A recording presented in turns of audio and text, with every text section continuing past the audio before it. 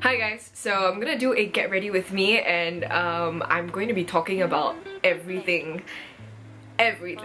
Sit tight, it's probably gonna be long, so like grab a snack, grab a cup of tea, coffee if you want, and don't mind the construction noises that may be happening. I'm gonna try and not talk and just cut them out, but I don't know how like frequent it's gonna be because obviously it's not my house. So I'm just gonna clip my hair back. So I want to talk about several things just as I begin to do my face, because I'm gonna meet Georgia and we're gonna film a couple of videos on her channel. We're gonna do like a comparison of like British versus Singaporean education, and I'm also gonna film a short clip of what I want to start. In case you guys don't follow me on Instagram, I actually sounded off to you guys. Y'all love the idea and I'm kind of stressed because like I really want to start doing it, but I also want to make it a regular thing and I want to be able to have several topics like ready to go. I don't want to just like sit here and mouth off my opinions. I want to be able to get opinions from everyone. I should probably tell you what it is. It's gonna be focused on women in Singapore and like different issues. So the biggest issues I want to talk about right now are definitely like the kind of harassment you get on public transport, like the male gaze. I think there's a very insidious culture on harassment and like rape culture in Singapore. Following the Eden Ang saga, which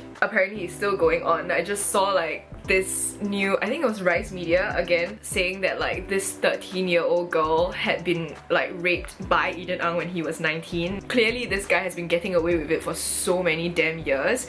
And then following like the sex tape scandals and following like everything else, you just start to realize like how we don't talk about these things and how it's so stupid, because then it makes us very outmoded in our thinking and it makes us very, like, Singaporeans love to say that we're very like liberal and we're very progressive, and that's true on so many levels, but it's not true on like social justice and like talking about these things that automatically make us feel very uncomfortable. And I say Singaporeans, like I'm included, okay? Yeah, I think people just get really paiseh or really uncomfortable because they don't know how to tackle this in a way that doesn't offend people personally, and it's easy to ignore it when the majority doesn't feel this way, or like we feel like we can just let it pass. You know, that's how harassment on public transport gets away, right? Like when you see people like filming you. Anyway, not only did I realize that we don't talk about it, we don't have an outlet to talk about it seriously and like cohesively and productively, I also realized that there are a bunch of Tumblrs that feature upskirting of women in Singapore and installing like spy cameras in female toilet cubicles, which scares me so much. And that kind of abuse, because people are getting off on the lack of consent. Like that's exactly what it is, because it's not sexy when a woman like is literally trying to poop or like trying to pee and she just wants time to herself. And I have already received like a bunch of your stories and your messages on DMs when I sounded it off, so I screenshotted all of them and I'm gonna talk about them in the next episode. So I'm definitely gonna talk about the male gaze. Besides talking about feminism and like male harassment and all that, I also want to talk about LGBT issues, race. You know, when you talk about like intersectional, meaning like you consider like social class, gender, race, religion, all that kind of thing. You consider like all these variables to be able to talk about why certain people are discriminated, why some people are privileged, and how to recognize when you are privileged and how to help this kind of situation. So hopefully you guys are interested in that. I'm very excited about it because I have always wanted to do this back when I was blogging and I wasn't doing videos, which by the way was how this channel started. It used to be like a companion to my blog. I don't have a name for the series, so if you guys can let me know. If you guys like woke, I do like woke, like just hashtag woke, and then it's gonna be like a get ready with me, because if I sit here and I just like talk to you, it might seem a little bit preachy and it might seem a little bit like too like confrontational. Trying to make it fun also. We could do a mukbang too, that would be fun. So that's the first thing that I wanted to talk to you guys about. I think talking about these things are a lot more important than just, you know, skincare and fashion and makeup. And it's also important to realize that you can do both. Like, it's not a weird thing to be good in your studies and to be good at shopping. It's a really strange, like, dichotomous relationship between like what's feminine and what's traditionally like more masculine and more like successful. Do you know what I mean? So it's about time we acknowledge that that's bullshit and then we can just move past it. Jeez, finally. So that concludes my first order of business, and also that concludes my base, I think. Oh, I got a pimple here. Wait. So I've been having my summer holidays for a couple of weeks now, and it's been pretty great. I have been still very busy, which is why you don't see as many videos as I thought I would have been posting up. I thought I'd be posting like 2 to 3 times a week, but it's really tough. I have been involved in several things. First of all, I just want to see my friends. Also, I'm involved in this theatre project. I'm very excited. This is the first time I am like doing something in a theatre production that's not school. It is a contemporary take, a response almost to the quintessential like classic Singaporean play. One of the quintessential, it's not the, but you know. It's called Emily of Emerald Hill. Some of you guys may know it. It's by Stella Kon. It's a one-woman play that's talking about her life as a Peranakan woman. And the great thing about it is there are a lot of layers to Emily as a character, and I am the only actress in the show. I'm not Emily anymore. I am her great-granddaughter, Elizabeth. I've done theatre since I was in J1. I never was anything more than like 5 lines of text. I've never had such a big role before, and I've never had so much space to explore and discuss, and that's the beauty of having a complex character, of having a big role. It's really risky to do like an entire like one-woman thing, but I've always liked Emily of Emerald Hill because it's such a beautiful piece. Like, it's almost like rambling. At that point, I don't think anyone but Stella Kon had ever written like a one-woman play. To just hear the female voice uninterrupted, to hear her navigate around her space and the people around her, and see how she manipulates other women to prove to herself that she's a successful mother, wife, person, human, woman. It's so interesting because you see someone that has been conditioned under the patriarchy to behave in such a way and then get scorned for it. And then she just doesn't know why she effed up, you know what I mean? Like, it's so interesting. If you haven't read the play yet, you can totally do so. I think if you find it on like Carousel, you know, the books are like $5. You can go to Esplanade Library, you can pick it up and read it. It's a very quick read. I love reading plays because it just sounds like dialogue in your head and you can just kind of like imagine it for yourself. It's just fun, and also you get to learn a lot about like Peranakan culture. It's been fun trying to pretend being Peranakan because I'm clearly not. It's part of Centre 42's The Vault collection. The show will run for 2 days, so on the 29th and on the 30th of June. It's pay as you wish, so you can just come by. But I will say this now, like, if you're just there to see me and say hi, don't.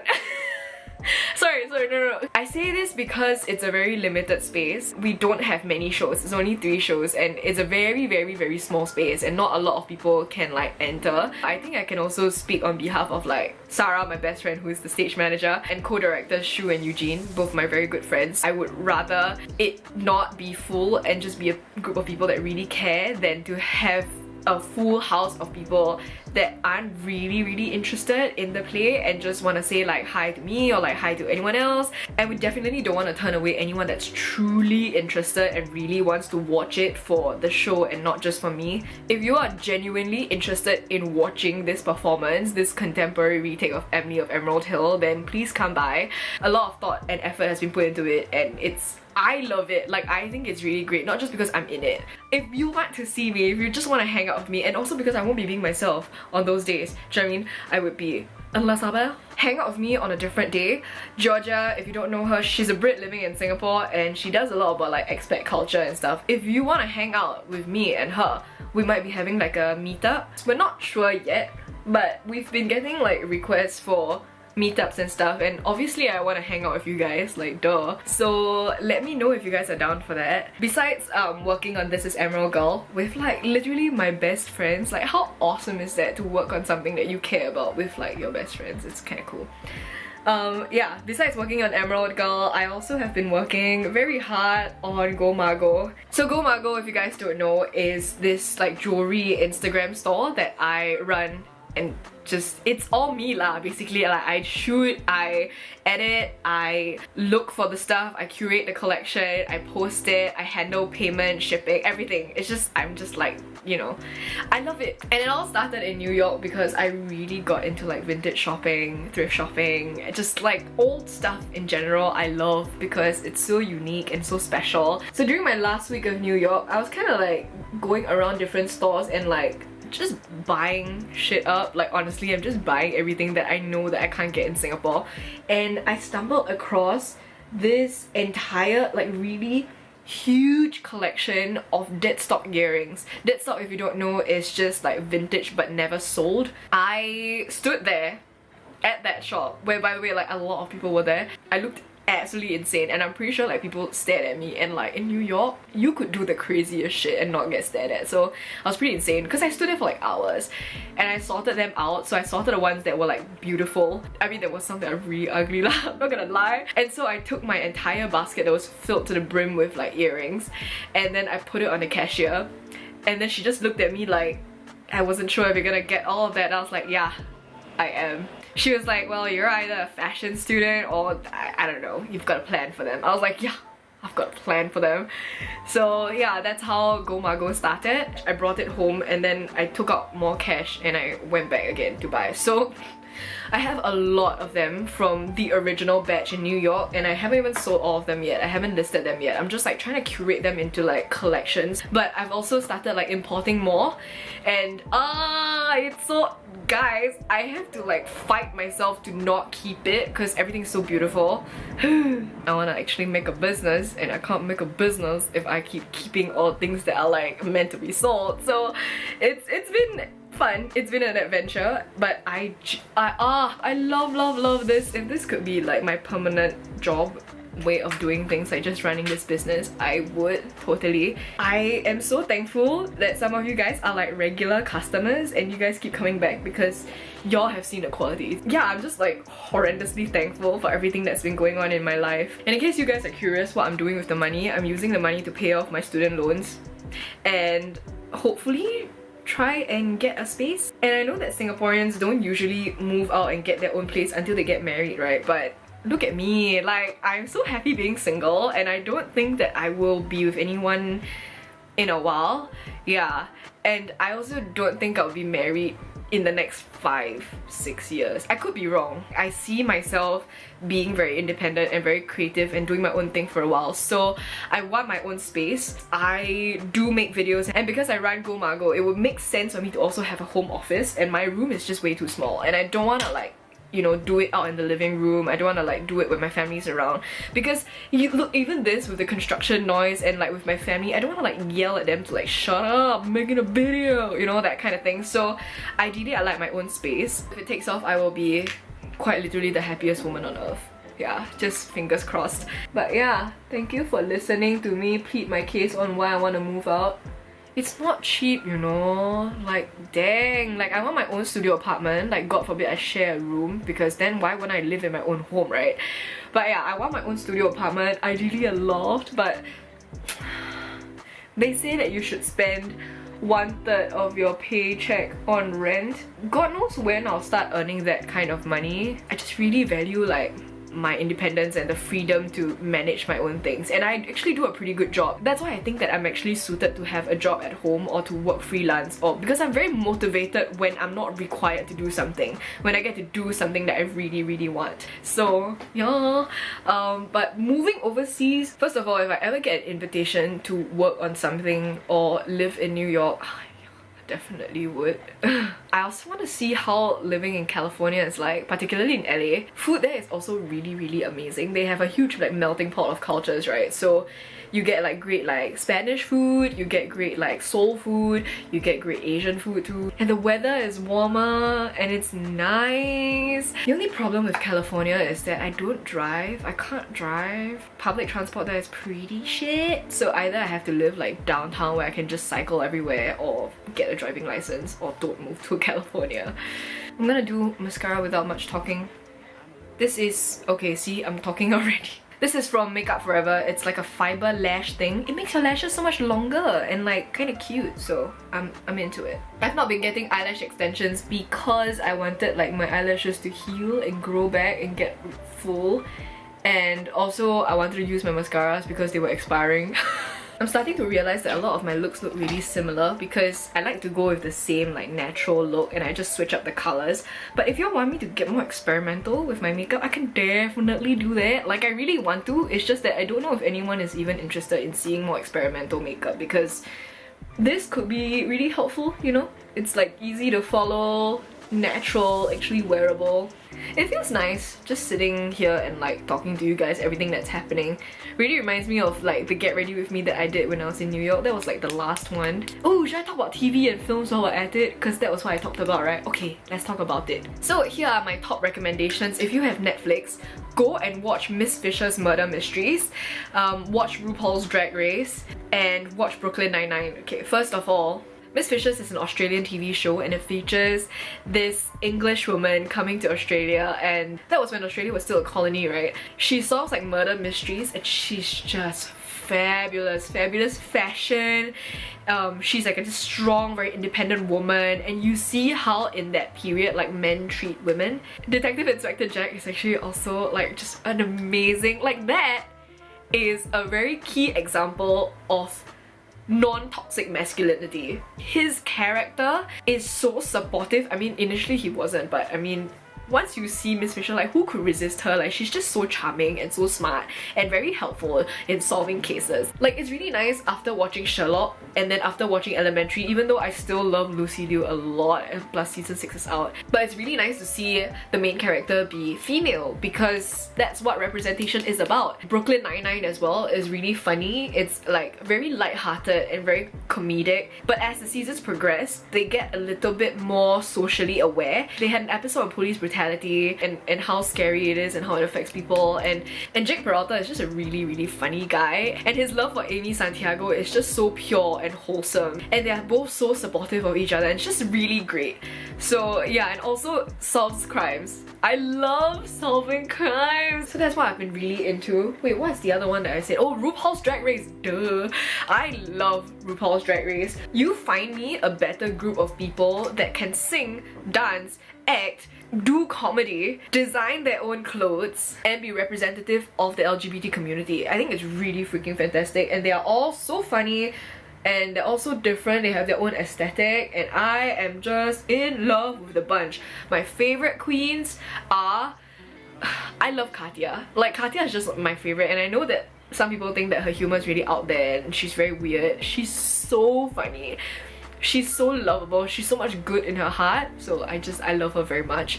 I also love Sasha Velour. Her lip sync to So Emotional was, I think, the best lip sync ever. And she has like a drag magazine out depicting like drag history and like aesthetics, and oh, she's just so great. She's the first queen on that stage to be very intellectual and to be still very funny and to be very inspiring in that way. In terms of movies, I watched A Quiet Place and I really enjoyed it. You definitely have to watch it in the cinemas because it gives such a tantalizing experience when everyone is so quiet. It's about like a monster that attacks and feeds based on sound, so you have to be so silent and you can feel the entire like audience being silent as well, and it's just a fantastic experience. Like that's what cinema is about, like when your audience can feel it too and you're like, you know, that kind of, it's so good. So I really recommend watching that in cinemas if you haven't already. But other than that, I haven't been very good with watching movies because movies are very tiring for me to watch. I get very caught up with the cinematography, with the writing. I cannot watch a film without thinking about how it was made. So it's very tiring to me lah. Like I cannot watch too many at a time because I feel like I'm trying so hard to remember these techniques and I'm like, so beautiful, I have to remember it. And also because I've been painting and like doing other stuff, doing inventory, so I like to watch like nice TV shows that I can just like, you know, do other stuff with and like, you know, check back every now and then. So that's why I've been watching a lot of TV shows. But if you, as usual, have any films or TV shows to recommend me, please do. Okay, I don't recommend me TV shows because like, Cannot. I'm getting very unproductive because I'm watching it, and then also I have like Elementary Season 6. So, that concludes my face. Well, should I do the spray thing? Okay, wait, let me do that. You ever do that thing when you're like trying to catch the mist as it falls? I do it. By the way, these are my pajamas. They're from Cotton On like at least 4 years ago. So I'm done with my face. Thank you for getting ready with me. Don't forget to also please comment down below if you've got stories you want to share. You can also DM me if you don't want to share your stories publicly. You can also tell me title suggestions. All these different things that we have discussed. Please feel free to let me know. Click the thumbs up if you enjoyed this video, and also don't forget to subscribe, and I will see you guys in the next video. Don't forget to also turn on your notifications downstairs, you know, next to the subscribe button to be notified when I make a new video. Yeah, I'm gonna see you guys soon. Bye bye. Oh my god. Drilling.